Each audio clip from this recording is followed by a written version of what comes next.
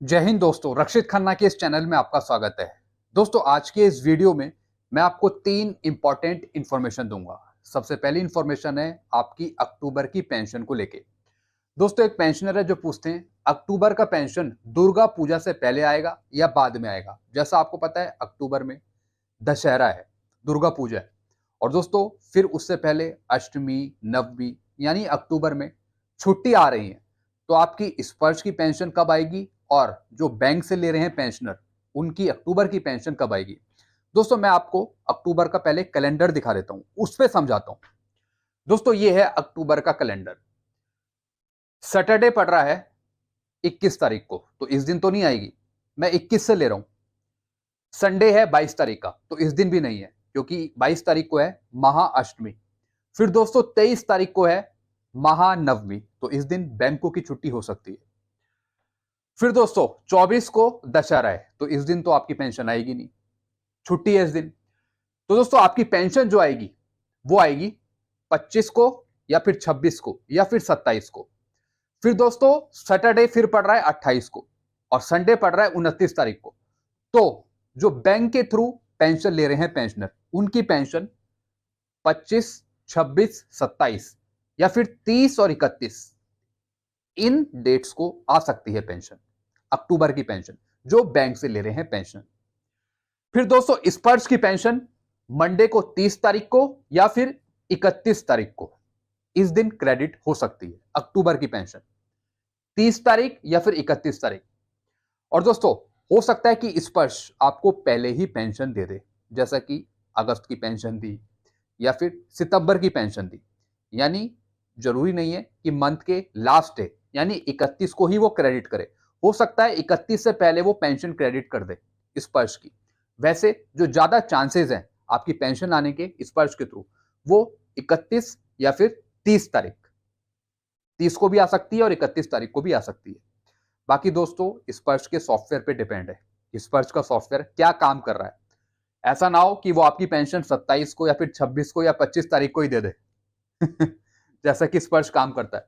वैसे 30 और 31 प्रोबेबली है कि आपकी 30 और 31 को पेंशन आए स्पर्श की तरफ से। चलते हैं दोस्तों अगली इंफॉर्मेशन की तरफ। फिर दोस्तों मैं बात करूंगा ओवरव्यू ऑफ 8th पे कमीशन। दोस्तों काफी डिपार्टमेंट एक प्रेजेंटेशन बना के दे रहे हैं भारत सरकार के पास कि 8th पे कमीशन को लागू किया जाए। भले ही संसद में या फिर भारत सरकार की तरफ से ये कहा गया हो कि अभी 8th पे कमीशन पे कोई बात नहीं हो रही है, ना ही अभी कोई विचार है कि 8वां पे कमीशन आए, लेकिन कई संगठन डिपार्टमेंट लगे हुए हैं भारत सरकार के पास कि आप 8वां पे कमीशन लाएं। तो दोस्तों एक ओवरव्यू है इसका जो मैं आपको समझाना चाहूंगा। दोस्तों अगर 8वां पे कमीशन आता है तो जरूरी नहीं है कि 2026 में ही उसकी पूरी तैयारी हो। जब भी कोई नया पे कमीशन आता है तो कुछ साल पहले से ही उसकी तैयारी होने लगती है, जिसमें year of preparing the draft, एक ड्राफ्ट तैयार होता है हर एक पे कमीशन आने से पहले।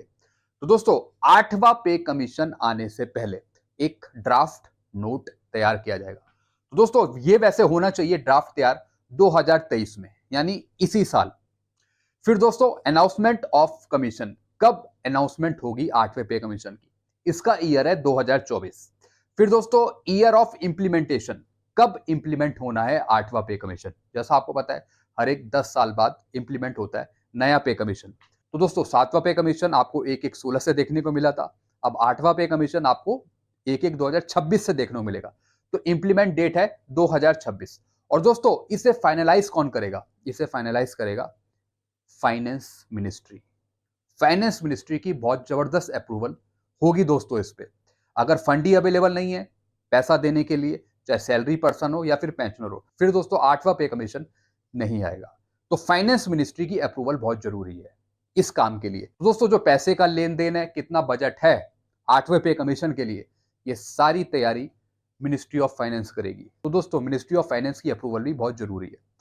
तो दोस्तों ज्यादातर जो ये नोट है ये सीधा घुमा फिरा के मिनिस्ट्री ऑफ फाइनेंस के पास ही आएगा, इनकी अप्रूवल चाहिए होगी। अब दोस्तों मैं आपको कुछ पे स्ट्रक्चर दिखा देता हूं कि किस तरीके से क्या आपकी बढ़ोतरी हो सकती है 8वें पे कमीशन पे। दोस्तों अब देखिए सिपाही, नायक, हवलदार, नायब सूबेदार, यानी लेवल 3 से लेके लेवल 10 तक मेरे पास आंकड़े हैं। एक दोस्तों ये अप्रॉक्स है। दोस्तों अगर हम हवलदार की बात करें तो लेवल 5 में 7वें पे कमीशन के अनुसार एक मिनिमम बेसिक पे एक हवलदार की 29,200। अगर हम 8वें पे कमीशन की बात करें, ये 8वें पे कमीशन में कितनी एक बेसिक सैलरी हो सकती है एक हवलदार की, तो दोस्तों यहां पे लिखा है 35,040। ये एक मिनिमम बेसिक पे है, यानी स्टार्टिंग 35,040 से हो सकती है बेसिक पे के आधार पे। तो दोस्तों अगर हम मिनिमम बेसिक पे के आधार पे हवलदार की पेंशन निकाले तो कितनी आएगी? 35,040 प्लस 5,200 की एमएसपी। दोस्तों हो सकता है कि उस टाइम एमएसपी आपकी और बढ़ जाए, क्योंकि ये तो 7वें पे कमीशन में थी आपकी 5,200, लेकिन फिर भी मैंने यही ले ली है। हो सकता है कि 8वें पे कमीशन पे आपकी एमएसपी बढ़ जाए और जो क्लासिफिकेशन अलाउंस है वो भी चेंज हो जाए, लेकिन फिलहाल मैंने इसमें 7वें पे कमीशन की ही एमएसपी ली है और क्लासिफिकेशन अलाउंस लिया है। तो एक पेंशन बन रही है 20,345। दोस्तों एक ये मिनिमम बेसिक पेंशन है 8वें पे कमीशन के अनुसार एक हवलदार की। बाकी इससे और ऊपर आपकी बढ़ेगी पेंशन 8वें पे कमीशन पे। ये तो मैंने एक मिनिमम बेसिक पे बताई आपकी, उसके अनुसार पेंशन निकाली है 20,345। ऐसी हर एक रैंक की पेंशन बढ़ेगी, हर एक रैंक की, अगर 8वां पे कमीशन आता है। तो दोस्तों ये कुछ मैंने आपको चीजें समझाई। आगे चलते हैं। फिर दोस्तों एक और खबर है, रक्षा मंत्रालय ने विकलांगता पेंशन बदला, पूर्व सैनिक हुए नाराज, कई बीमारियों के लिए बीमा कवर घटाए गए। दोस्तों जो नई पॉलिसी है डिसेबिलिटी पेंशन पे, उसमें क्या क्या चीज हो सकती हैं? जो बीमारियों के लिए बीमा कवर है वो भी घटाया जा सकता है। हो सकता है कि डिसेबिलिटी पेंशन पे आपको टैक्स देना पड़े, बल्कि डिसेबिलिटी पेंशन पे टैक्स ही नहीं है, टैक्स में छूट है डिसेबिलिटी पेंशन पे। तो दोस्तों जो ये नए रूल आ रहे हैं जो भारत सरकार ला रही है, कहीं ना कहीं ये परेशान करने वाली बात होती है भूतपूर्व सैनिकों को जो डिसेबिलिटी पेंशन ले रहे हैं। डिसेबिलिटी पेंशन के रूल में चेंज करना कुछ ना कुछ गड़बड़ी है आपकी पे और पेंशन में। तो दोस्तों जो भी नए रूल आते हैं, चाहे वो डिसेबिलिटी पेंशन पे आए चाहे वो पेंशन पे आए, जो पुराने वाले रूल हैं, जो पुराने रूल्स के अकॉर्डिंग आप पेंशन ले रहे हैं, वो कम नहीं होनी चाहिए आपकी। जो पुरानी पेंशन चल रही है आपकी स्टार्टिंग से, उस पर जो रूल अप्लाई है वही चलते रहने चाहिए। जो नए रूल हैं डिसेबिलिटी पे, ऐसा ना हो कि आपकी पेंशन कम हो जाए, डिसेबिलिटी पे टैक्स देना पड़ जाए आपको, क्योंकि ये रूल्स आपके लिए कहीं ना कहीं परेशानी वाली बात कर सकते हैं। तो दोस्तों पूर्व सैनिक संघ ने रक्षा मंत्रालय पर हानि राहत लाने के लिए प्रतिगामी, नकारात्मक और सैनिक विरोधी होने का आरोप लगाया है। यानी जो भारत सरकार है वो शायद सैनिक विरोधी हो, सैनिकों के हित में काम नहीं कर रही हो, जैसा कि इस खबर में आ रहा है। उम्मीद है कि इस पर टैक्स लगने की संभावना है, और ये भी बता रहे हैं कि डिसेबिलिटी पेंशन पे कोई टैक्स लग जाए। लेकिन दोस्तों ऐसा होगा नहीं कि डिसेबिलिटी पेंशन में भी टैक्स देना पड़े। जो रूल पहले के हैं वो ही कंटिन्यू चलने चाहिए। डिसेबिलिटी पेंशन पे कोई टैक्स नहीं है। तो दोस्तों जो आपकी डिसेबिलिटी पेंशन बन रही है वो सर्विस एलिमेंट और आपका डिसेबिलिटी एलिमेंट बना के बन रही है। तो डिसेबिलिटी पेंशन पे जो भी टैक्स में छूट होगी वो दोनों को मिलाकर होगी, यानी डिसेबिलिटी एलिमेंट भी उसमें काउंट होगा और सर्विस एलिमेंट भी उसमें काउंट होगा।